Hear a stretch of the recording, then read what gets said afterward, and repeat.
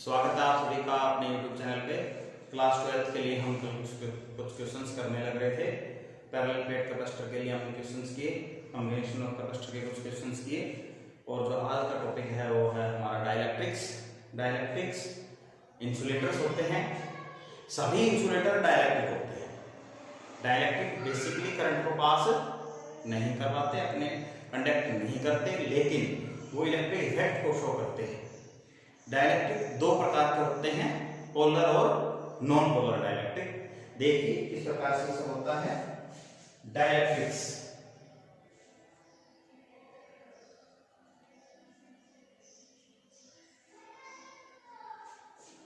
Dielectrics साथ साथ note करते रहिए।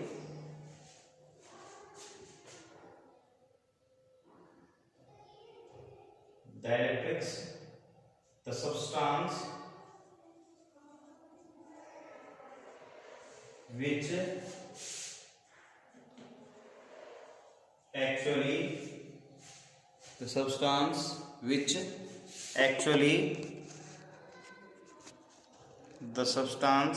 which actually do not conduct the electricity but shows electric effect are called dielectrics। Example है हमारा all insulators are डाइलेक्ट्रिक्स। सारे इंसुलेटर्स क्या होते हैं हमारे डाइलेक्ट्रिक होते हैं। अब डाइलेक्ट्रिक कितने टाइप के होते हैं? डाइलेक्ट्रिक हमारे दो प्रकार के होते हैं भाई। कितने प्रकार के होंगे? दो प्रकार के।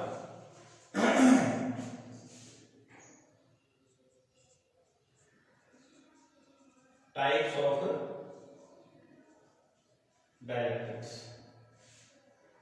फर्स्ट है हमारा पोलर डाइलेक्ट्रिक्स और सेकंड है हमारा नॉन पोलर डाइलेक्ट्रिक्स।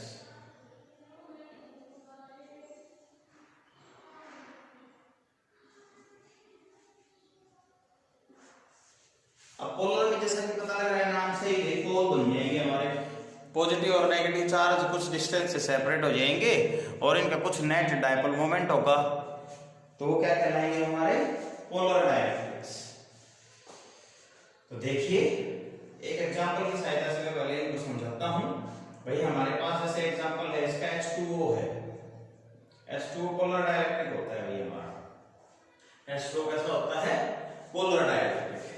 तो देखिए भाई O है हमारा, H के पास एक पॉजिटिव चार्ज होगा और O के पास नेगेटिव चार्ज होगा। तो देखिए तो ये हो गया हमारा O और इसके साथ ये जुड़े हुए हैं हमारे H। इस पे नेगेटिव चार्ज, इसके पॉजिटिव चार्ज, इसके ऊपर पॉजिटिव चार्ज और इनके बीच का जो एंगल होगा हमारा वो होगा 105 डिग्री। मैं साइड में लिख रहा हूं इसको 105 डिग्री। ओके, ये ऑक्सीजन है, ये हाइड्रोजन है, ये हाइड्रोजन है हमारा। तो देखिए भाई इस नेगेटिव चार्ज का सेंटर ऑफ मास यहीं पे लाई करेगा और इस पॉजिटिव चार्ज और इस पॉजिटिव चार्ज के बीच का जो सेंटर हमारा कहाँ आएगा? यहाँ पे आएगा। तो यहाँ मींस यहाँ पॉजिटिव चार्ज हमारा लाई करने लग रहा है और इन दोनों के बीच का कुछ सेपरेशन हो गया। और डाइपोल मोमेंट की डेफिनेशन क्या होती है? When two equal and opposite charges are separated by certain distance form a dipole and dipole moment P is equal to 2a into q। हमारे पास लेंथ है तो P की डायरेक्शन हमारी क्या आ जाएगी? इस प्रकार से आ जाएगी। तो इनका कुछ नेट डाइपोल मोमेंट हो गया। ये क्या रखते हैं? Having some net dipole moment। Shape of the molecule कैसी रहेगी? Asymmetric. Shape of the molecule is asymmetry। तो पोलर मॉलिक्यूल, पोलर डाइलेक्ट्रिक कौन से डाइलेक्ट्रिक होते हैं? पोलर डाइलेक्ट्रिक्स वो डाइलेक्ट्रिक होते हैं जिनका कुछ नेट डायपोल मोमेंट होता है और उनका पॉजिटिव और नेगेटिव सेंटर के ऊपर कंसाइड नहीं करते। तो डेफिनेशन में क्या लिखेंगे? When the positive charge and negative charge do not कंसाइड at the center, then the dielectrics are called polar dielectrics,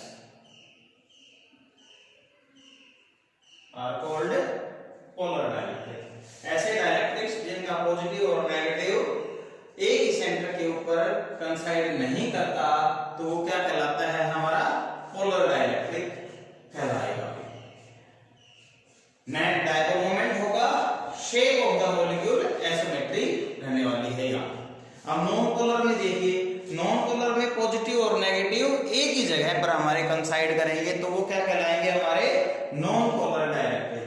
देखिए पहले किस प्रकार से कंसाइड करते हैं, एग्जांपल है जैसे CO2।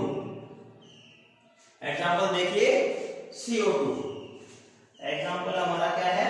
CO2।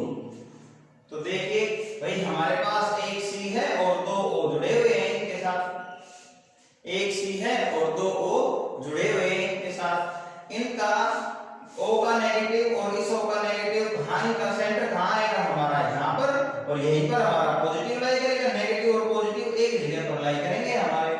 तो फिर इस प्रकार के जो डाइलेक्ट्रिक होते हैं उनको क्या कहते हैं हम? Non polar dielectrics. तो क्या लिखेंगे डेफिनेशन में? When the positive charge and negative charge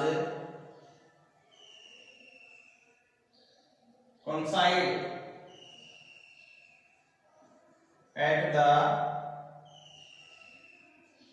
center, then the dielectrics are called non-polar dielectrics। तो हमारे क्या कहलाएंगे?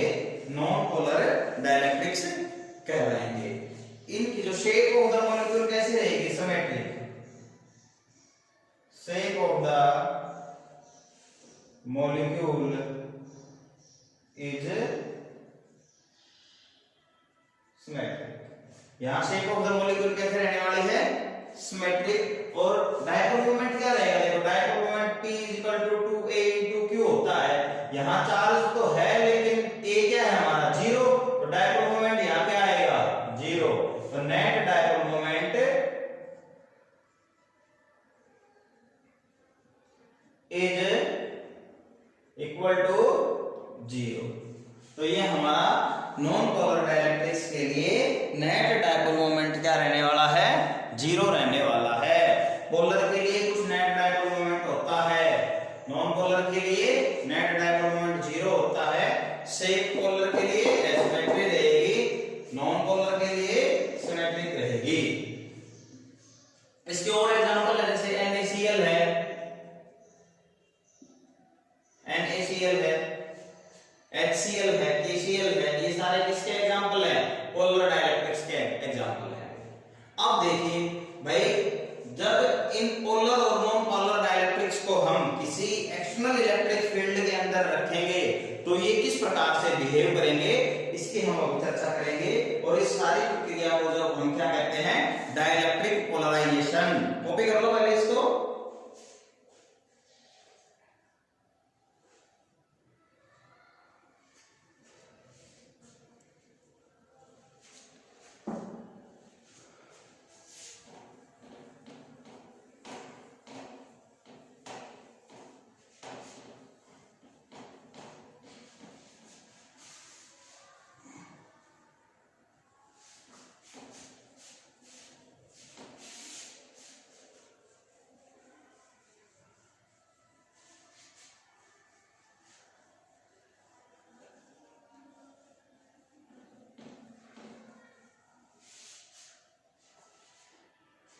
अगला जो हमारा टॉपिक है डाइलेक्ट्रिक पोलराइजेशन।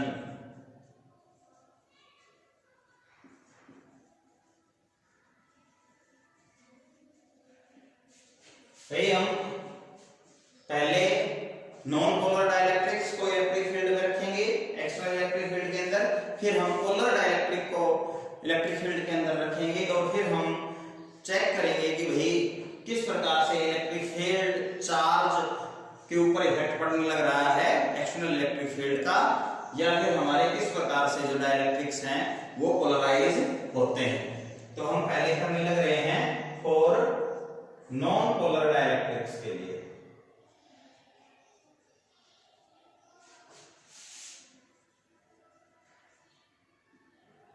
पहले हम किसके लिए करने लग रहे हैं? नॉन पोलर डाइलेक्ट्रिक्स के लिए। देखिए नॉन पोलर डाइलेक्ट्रिक्स में पॉजिटिव और नेगेटिव एक ही जगह पर लाई करते हैं, हमारे सेंटर के ऊपर लाई करते हैं, लेकिन जब हम उनको इलेक्ट्रिक फील्ड में रखेंगे तो उनका जो शेप किस प्रकार से हो जाएगी, नेगेटिव और पॉजिटिव सेपरेट हो जाएगी कुछ सर्टेन डिस्टेंस से।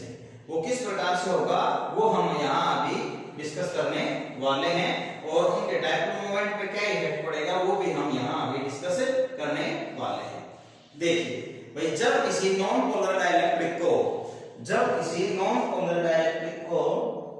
एक्सटर्नल इलेक्ट्रिक फील्ड में रखा जाता है तो क्या होता है? भाई ये मेरा एक एक्सटर्नल इलेक्ट्रिक फील्ड है,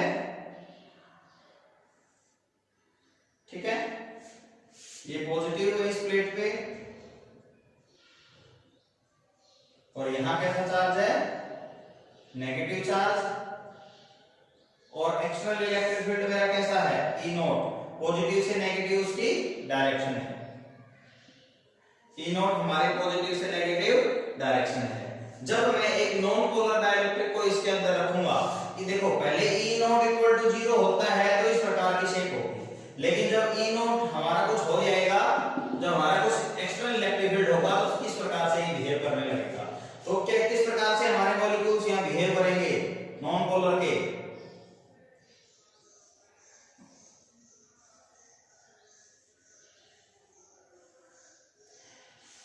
जो नेगेटिव चार्ज है उसको पॉजिटिव प्लेट अपनी तरफ खींचेगी, पॉजिटिव चार्ज इधर खींचेगा और पॉजिटिव रिपेल इधर तो उधर चला जाएगा। अब ये पॉजिटिव एक नेगेटिव को खींचेगा और ये पॉजिटिव रिपेल हो जाएगा, नेगेटिव और पॉजिटिव। इसी प्रकार से यहां भी negative positive, negative positive, negative positive, negative positive, negative positive, negative positive. देखिए इस पॉजिटिव चार्ज ने यहां इस वाले पॉजिटिव चार्ज को तो रिपेल कर दिया, इस वाले पॉजिटिव चार्ज को और नेगेटिव चार्ज को अपनी तरफ खींच लिया, और दोनों negative positive charge certain distance से सेपरेट हो जाते हैं। और जब कोई दो इक्वल एंड अपोजिट चार्जेस किसी डिस्टेंस से सेपरेशन होता है उनके बीच में, तो डायपोल मोमेंट वहां एग्जिस्ट करता है। तो हर एक मॉलिक्यूल का हमारा कुछ न कुछ थोड़ा बहुत डायपोल मोमेंट यहां शो करने लग जाएगा। और अब देखिए भाई इसके लिए डायपोल मोमेंट की डायरेक्शन क्या रहेगी?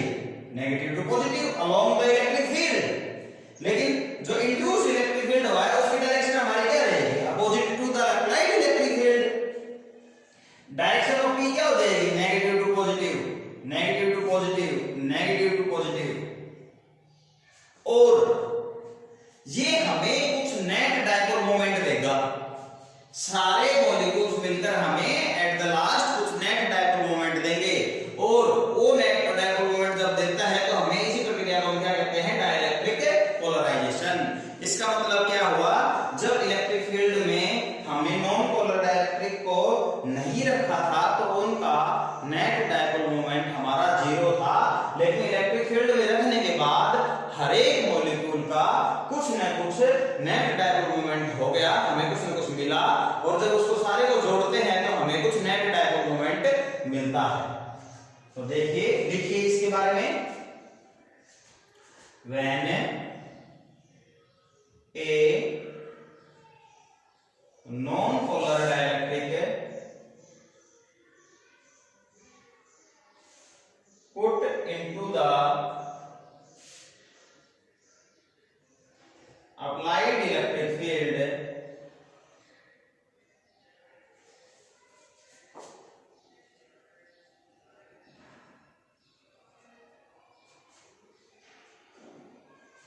applied electric field E naught, then the positive charge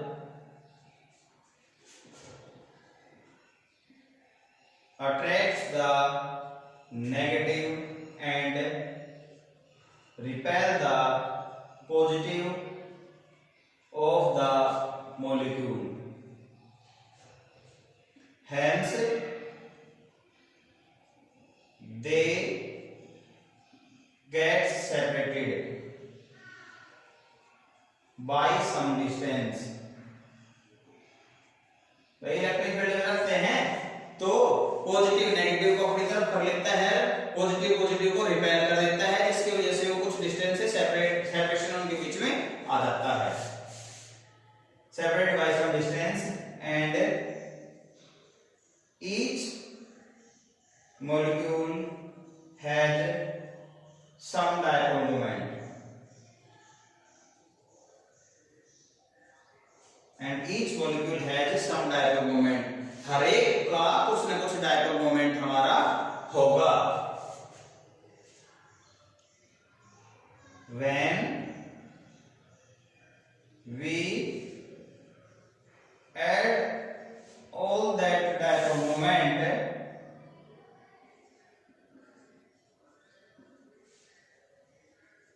then there will be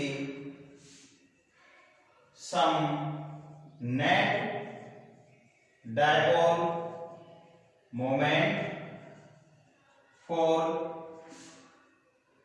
the non polar dielectric.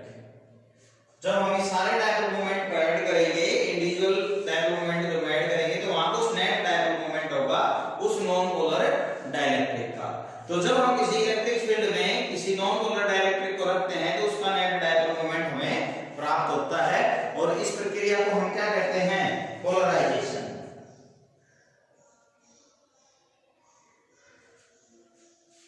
Dipole moment and the molecule gets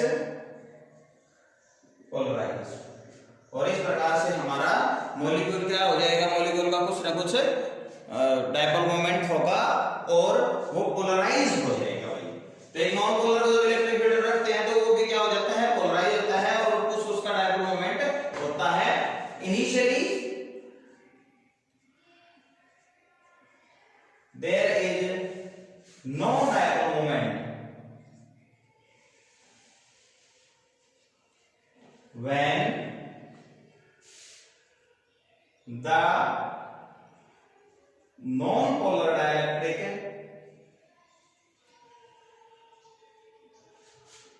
is not in external electric field. शुरू में जब electric field नहीं होता तो कोई dipole moment नहीं होता. जब उसको हम इलेक्ट्रिक फील्ड में रखते हैं तो कुछ डायपोल मोमेंट होता है in the direction of electric field हमारा होगा, और डायपोल मॉलिक्यूल है हमारा पोलराइज हो जाएगा, क्योंकि पॉजिटिव और नेगेटिव चार्ज के बीच में कुछ सेपरेशन होगा. कॉपी कीजिए इसको, फिर हम पोलर डाइलेक्ट्रिक्स के लिए डिस्कस करेंगे इसी केस को.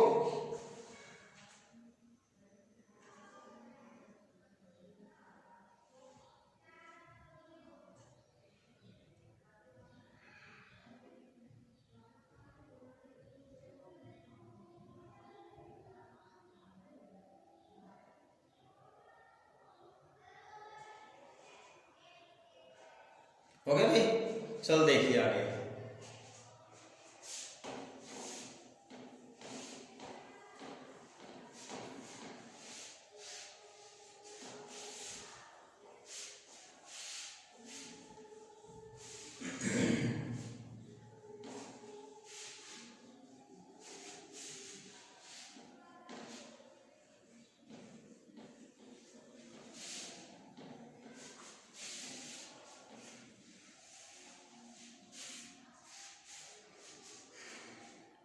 अब देखिए for non-polar dielectric, sorry, for polar dielectric.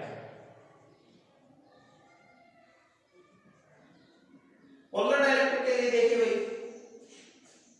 Polar dielectric में क्या होगा कि जब सिंगल एक हमारा मॉलिक्यूल है उसका कुछ नेट डाइपोल मोमेंट होता है, लेकिन जब हम बहुत सारे मॉलिक्यूल्स को किसी एक्सटर्नल इलेक्ट्रिक फील्ड में रखते हैं तो इनिशियली उनका भी जो नेट डाइपोल मोमेंट है वो जीरो रहेगा, क्योंकि थर्मल एक्साइटमेंट की वजह से उनका डाइपोल मोमेंट, हर एक मॉलिक्यूल का डाइपोल मोमेंट एक दूसरे को कैंसिल कर देता है और नेट डाइपोल मोमेंट क्या हो जाता है हमारा, जीरो हो जाता है। लेकिन जब उनको इलेक्ट्रिक फील्ड में रखेंगे, ये सारा काम कब हुआ, ये सारा काम हुआ जब हमने उसको इलेक्ट्रिक फील्ड में नहीं रखा था। जब हम उसको इलेक्ट्रिक फील्ड में रखेंगे तो नेट डाइपोल मोमेंट की वजह से, जैसे यहाँ पॉजिटिव है यहाँ नेगेटिव है, जब हम इसको इलेक्ट्रिक फील्ड में रखेंगे इस डाइलेक्ट्रिक को, तो सारे मॉलिक्यूल्स इस प्रकार से अलाइन करेंगे along the electric field. Electric field positive से नेगेटिव, तो पॉजिटिव को नेगेटिव अट्रैक्ट करेगा, तो ये नेगेटिव हो गया हमारा, ये पॉजिटिव हो गया, और डाइपोल मोमेंट की direction along the electric field हो जाएगी हमारी, और इस प्रकार से वहां जो पोलराइजेशन इफेक्ट हमारा शो करेगा। देखिए किस प्रकार से होगा भाई, यहां भी जब इलेक्ट्रिक फील्ड नहीं था, जब इलेक्ट्रिक फील्ड नहीं था तो हमारा नेट डाइपोल मोमेंट यहां क्या था हमारा, जीरो किसी एक डाइलेक्ट्रिक के लिए।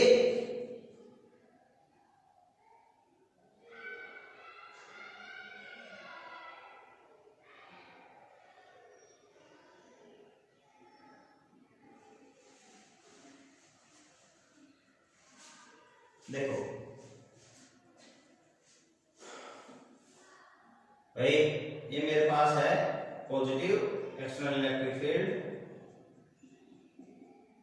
और ये मेरे पास है नेगेटिव।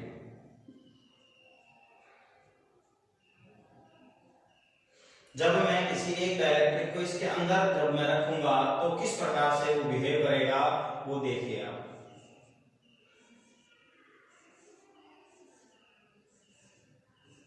ठीक है, नेगेटिव पॉजिटिव किसको अट्रैक्ट करेगा, negative positive, negative positive, negative positive, negative positive, negative positive, negative, और ये भी पॉजिटिव। अप्लाइड इलेक्ट्रिक फील्ड हमारा किधर था, ई नॉट। इस प्रकार से डाइपोल मोमेंट की डायरेक्शन इसकी किधर है, negative to positive, negative to positive. लेकिन इंड्यूस्ड इलेक्ट्रिक फील्ड किधर रहेगा, इसका पॉजिटिव टू नेगेटिव इधर और इसका पॉजिटिव टू नेगेटिव इधर। तो it means induced electric field हमारा किस डायरेक्शन में आ जाएगा, ई आई, अपोजिट डायरेक्शन में आ जाएगा।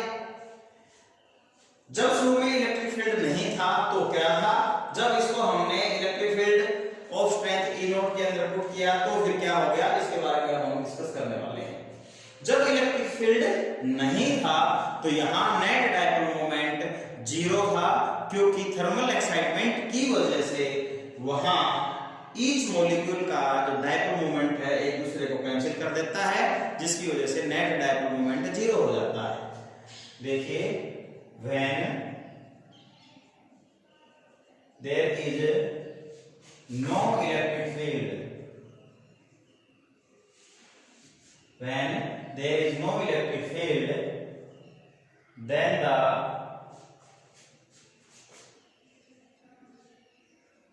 net dipole moment is zero because of thermal excitement। जब इलेक्ट्रिक फील्ड नहीं था तो थर्मल एक्साइटमेंट की वजह से हमारा नेट डाइपोल मोमेंट क्या हो गया, जीरो। अब देखिए, when we apply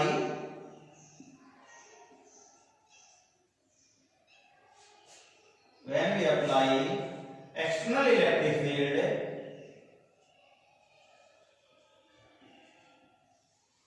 then the dipole moment align with the direction of electric field and gives net dipole moment. जब इलेक्ट्रिक फील्ड लगाया तो डायपोल मोमेंट अलाइन करता है डायरेक्शन ऑफ इलेक्ट्रिक फील्ड के साथ और कुछ न कुछ नेट डायपोल मोमेंट हमें यहां मिलता है। अब देखिए और पोलराइजेशन होता है तो वो जो नेट डायपोल मोमेंट है उस प्रकार उसको हम किस प्रकार से डिनोट करेंगे। देखिए the induced dipole moment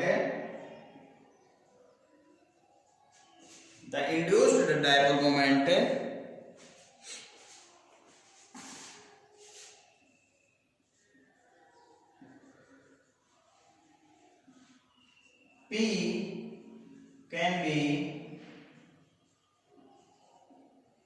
written as, भाई P को हम किस प्रकार से रिटर्न कर सकते हैं, P is equal to alpha into epsilon naught into E naught. ये नेट डायपोल मोमेंट को हम इस प्रकार से लिख सकते हैं, अल्फा हमारा क्या है, मोलिकुलर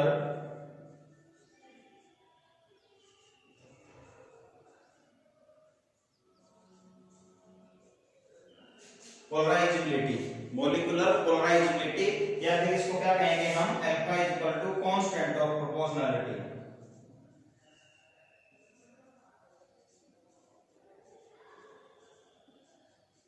इसको हम क्या कहेंगे, कांस्टेंट ऑफ प्रोपोर्शनलिटी।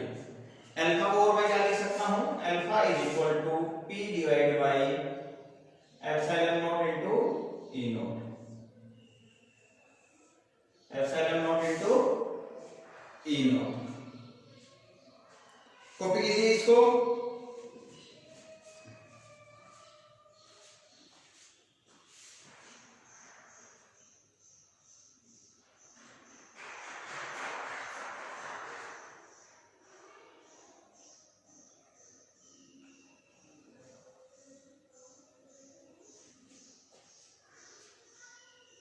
देखिए अब यूनिट कैसे निकालेंगे इस पी की,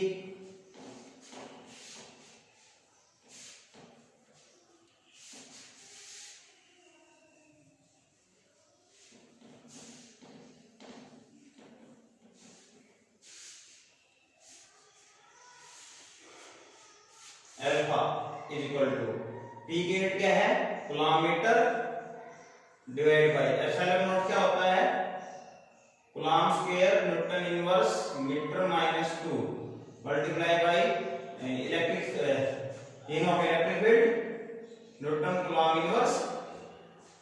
देखिए क्या क्या बच गया अपने पास, ये ऊपर जाएगा तो ये हो गया पॉजिटिव, तो कूलम से कूलम क्या हो गया कैंसिल, न्यूटन से न्यूटन कैंसिल, ये ऊपर जाएगा तो कैसा हो जाएगा पॉजिटिव, तो अल्फा की यूनिट क्या आ गई मीटर क्यूब, अल्फा की हमारी यूनिट क्या आ जाएगी मीटर क्यूब। कॉपी करो इसको।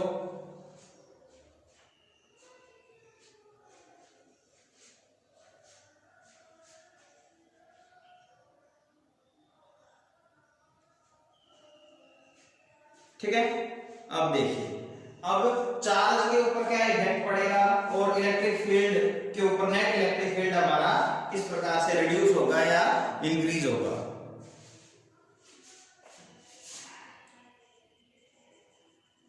Effect on charge when A dielectric placed in electric field, external electric field, external electric field। तो यहां चार्ज हमारा रिड्यूस करेगा, किस प्रकार से रिड्यूस करेगा, देखना यहां चार्ज वॉल्यूमेट्रिक नहीं होगा, यहां चार्ज रिड्यूस्ड सरफेस पर होगा। देखिए भाई ये क्या था मेरे पास, दो प्लेट थी, इस पे पॉजिटिव चार्ज था, इस पे नेगेटिव चार्ज था।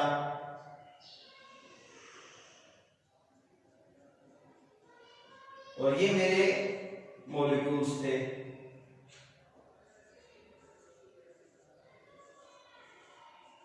यहां negative positive negative positive negative positive negative positive negative positive negative positive negative positive negative positive negative positive. अब देखिए मैं मान लेता हूं कि भाई सपोज कर लेते हैं हम एक वॉल्यूम V को यहां सपोज कर लेते हैं, ठीक है। इनसाइड जो हमारा नेट चार्ज जो हर एक मॉलिक्यूल के लिए क्या रहने वाला है, 0, क्योंकि हर एक पॉजिटिव एक नेगेटिव कैंसिल कर देगा, यहां भी एक पॉजिटिव एक नेगेटिव कैंसिल कर देगा, यहां भी एक पॉजिटिव एक नेगेटिव कैंसिल कर देगा। इसी प्रकार से नेट चार्ज इनसाइड क्या हो जाएगा हमारा 0। लेकिन भाई ये इसकी सतह मानी है हमने, इसको एक वॉल्यूम मानना है, तो ये आउटर सरफेस ये हो गया, यहां पॉजिटिव है तो यहां नेट कितना चार्ज पैदा होगा, नेगेटिव। इसी प्रकार से ये नेगेटिव है तो यहां कितना आएगा हमारा पॉजिटिव। तो चार्ज यहां पर पैदा होने लग रहा है, चार्ज यहां पर सरफेस के ऊपर पैदा होने लग रहा है। Here charge induced on the surface only so that sigma be the surface charge density, so that sigma be the surface charge density। भाई सिग्मा नॉट क्या थे हमारी ओरिजिनल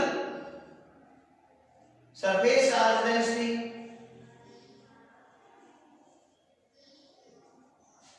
और सिग्मा आई क्या मान लिया हमने, induced.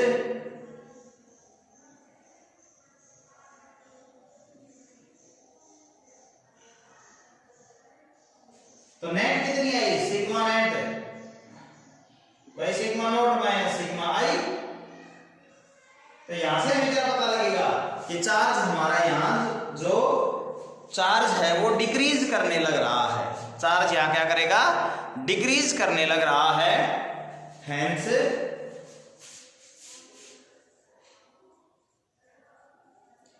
The net charge decreases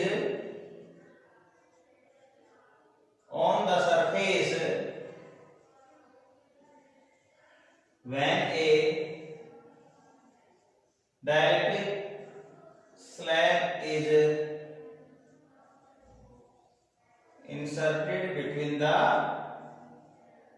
and dielectric slab is placed in an external electric field। एक एक्सटर्नल इलेक्ट्रिक फील्ड में जब हम किसी स्लैब को पुट करेंगे तो वहां नेट चार्ज क्या करेगा हमारा, डिक्रीज करेगा। वहां नेट चार्ज हमारा क्या करने वाला है, डिक्रीज करने वाला है। इसको और प्रकार से भी मैं बता सकता हूं। भाई देखिए भाई 1 2 3 4 5 6 7 8 9 नेगेटिव चार्ज है, यहाँ 9 नेगेटिव चार्ज है हमारे प्लेट पे। अब इस सरफेस के ऊपर भाई जैसे 3 रो है हमारी, तो एक मॉलिक्यूल 3 रो है, ये कैंसिल कर दी इन्होंने, तो इधर मान लिया जैसे हमारे इस सरफेस के ऊपर 4 पॉजिटिव चार्ज पैदा हो गया, तो 4 पॉजिटिव इधर पैदा हुआ, तो यहाँ 4 नेगेटिव को कैंसिल कर देगा, 5 नेगेटिव फिर भी हमारा इधर बच गया। इसी प्रकार से इस सरफेस के ऊपर भी 5 नेगेटिव चार्ज पैदा होगा, तो पहले 9 नेगेटिव था, बाद में हमारा कितना हो गया, 5 नेगेटिव हो गया। इसका मतलब क्या हुआ, नेट चार्ज वहां डिक्रीज करने लग रहा है। इसको हम इस प्रकार से भी एक्सप्लेन कर सकते हैं। और इलेक्ट्रिक फील्ड के लिए देखिए,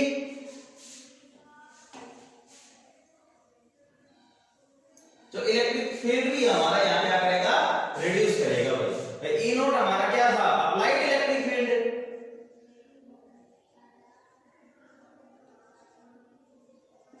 ये तो हमें पता है, शुरू से करने लग रहे हैं हम। ई नोट हमारा क्या है, अप्लाइड इलेक्ट्रिक फील्ड, और ई आई हमारा क्या है, इंड्यूस्ड इलेक्ट्रिक फील्ड।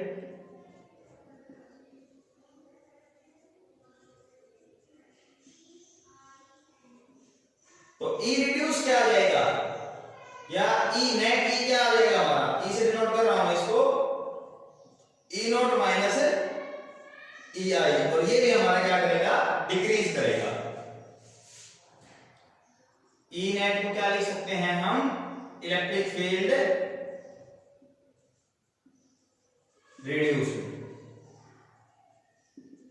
हमारा पहले ई नोट था और फिर ई आई बना, क्योंकि अप्लाइड इलेक्ट्रिक फील्ड की डायरेक्शन इधर है, इंड्यूस्ड इलेक्ट्रिक फील्ड की डायरेक्शन हमारी इधर है, दोनों अपोजिट डायरेक्शन में है एक दूसरे के, तो जो बचा हुआ इलेक्ट्रिक फील्ड कितना हो जाएगा हमारा ई नेट बच जाएगा। तो ये हमारा इलेक्ट्रिक फील्ड पे इफेक्ट हो गया। अब हम जो हमारा अगला टॉपिक है वो है इलेक्ट्रिक ससेप्टिबिलिटी। देखिए कॉपी करो इसको।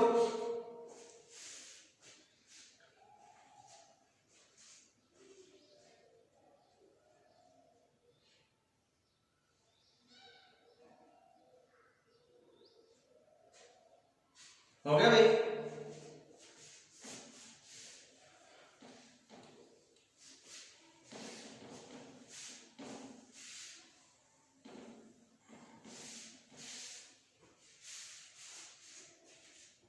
देखिए इलेक्ट्रिक ससेप्टिबिलिटी,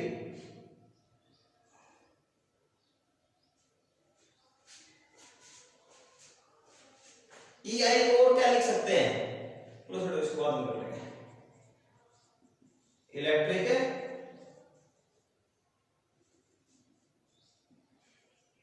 ससेप्टिबिलिटी, इसको हम जाई से डिनोट करते हैं, psi C H I psi. देखिए जब ये सारी प्रक्रिया हो रही थी तब हमने फाउंड किया तो डायपोल मोमेंट भी था हमारा directly proportional to electric field induced आने लग रहा था। We found that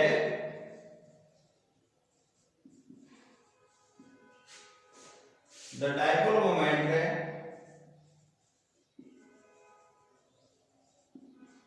P is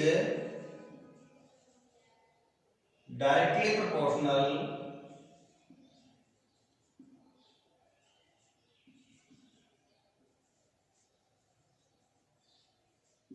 to the electric field reduced electric field reduced, directly proportional किसके आ रहा है, इलेक्ट्रिक फील्ड रिड्यूस्ड पे, that is P is directly proportional to E। यही तो था ये हमारा E नेट, इसको E से डिनोट कर सकते हैं भाई E। तो कांस्टेंट ऑफ क्वांटम लेके क्या आएगा, E इक्वल टू xi epsilon E, and where xi is the electric susceptibility, xi हमारी क्या है, इलेक्ट्रिक ससेप्टिबिलिटी, जो directly proportional to E reduce के बराबर की गई हमारी। कॉपी कर लो इसको।